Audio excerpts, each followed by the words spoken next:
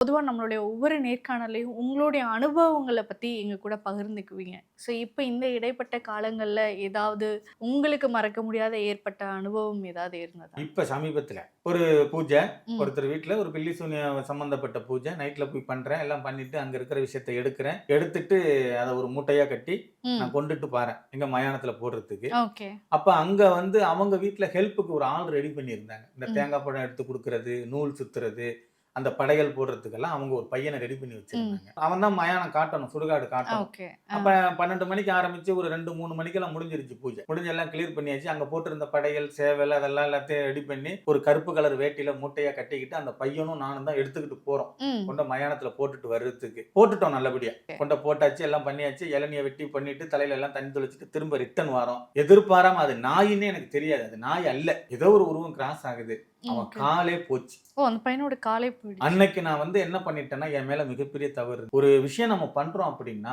நமக்கு மட்டும் கட்டு கட்டிக்கிடக் கூடாது. நம்ம ம், கூட வர்றவங்களுக்கும் கட்டு கட்டணும். உடல் ம், கட்டு, திசை கட்டுன்னு சொல்லுவாங்க.